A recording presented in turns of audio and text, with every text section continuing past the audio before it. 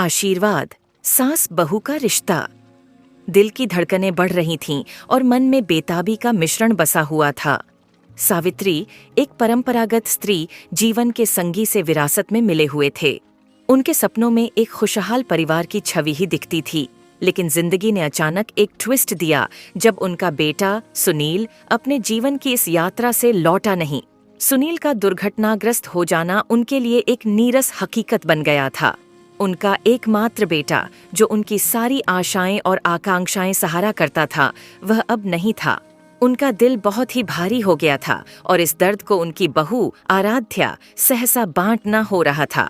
आराध्या, एक सुंदर सी लड़की जो अब तक केवल जीवन के सुंदर और हंसी के पलों में ही उबल रही थी, अब एक बड़े आघात का सामना कर रही थी। उसका सस्पेंस भरा चेहरा और हकीकत का सामना करने की क्षमता दर्शाता था। जिंदगी ने उससे एक सवाल किया था, कैसे जीना है जब आपके सपने बिखर जाते हैं। अपने बेटे की कमी को महसूस करते हुए सावित्री ने आराध्या को अपनी बाहों में समेटा और उसे आशीर्वाद दिया। उनके आंसुओं ने बताया कि कैसे एक माँ का दिल टूट जाता है जब उसे उसका सब कुछ खो जाता है।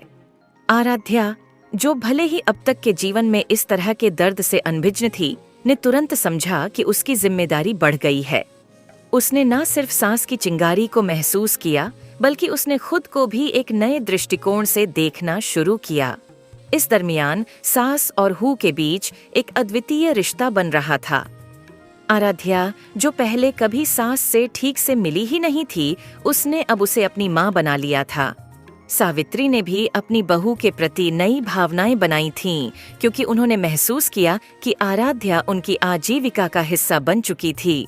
एक दिन जब आराध्या और सावित्री एक साथ बैठी थीं, तो आराध्या ने कहा, सासू माँ, मैं जानती हूँ कि यह सब कैसा होता है। मेरा दिल भी उत्तेजित है और आपका दुख मेरे दिल को चुभ रहा है। कैसे मैं आपकी मदद कर सकती हूँ? सावित्री ने मुस्कुराते हुए कहा, बेटा, तुमने मेरा दिल छू लिया है। तुम्हारी इस मासूमियत ने मेरे दिल को छू लिया है। मैं जानती हूँ कि हमें मिलकर इस आजीविका को आगे बढ़ाना है और उसमें सफलता प्राप्त करना है। आराध्या ने सावित्री के हाथों में अपने हाथ रखते हुए कहा, सासू माँ, जिंदगी हमें चुनौतियों से गुजरने का मौका देती है, लेकिन हम एक दूसरे का साथ नहीं छोड़ेंगे। आपका और मेरा साथ है और हम मिलकर हर कदम पर सामना करेंगे। इसके बाद दोनों महिलाएं मिलकर एक नया योजना बनाने में लग गईं।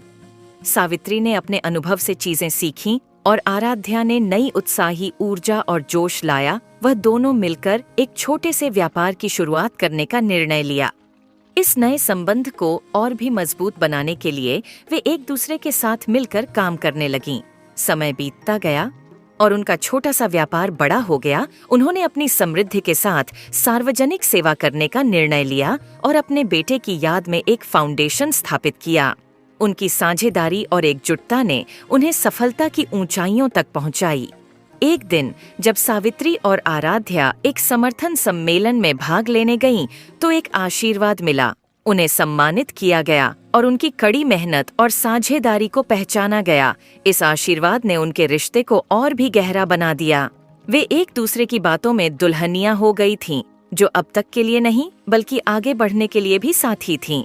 उनका यह साथ न केवल उन्हें सफलता दिलाया, बल्कि उन्होंने देखा कि जब सास और बहू मिलकर काम करती हैं, तो उन्हें हर कदम पर आशीर्वाद मिलता है। इस कहानी से हमें यह सीखने को मिलता है कि जब सास और बहू मिलकर साथ में काम करती हैं, तो उन्हें हर मुश्किल को सहने की शक्ति मिलती है और वे एक दूसरे के साथ जीवन की सभी चुनौतियों का सामना कर सकती हैं।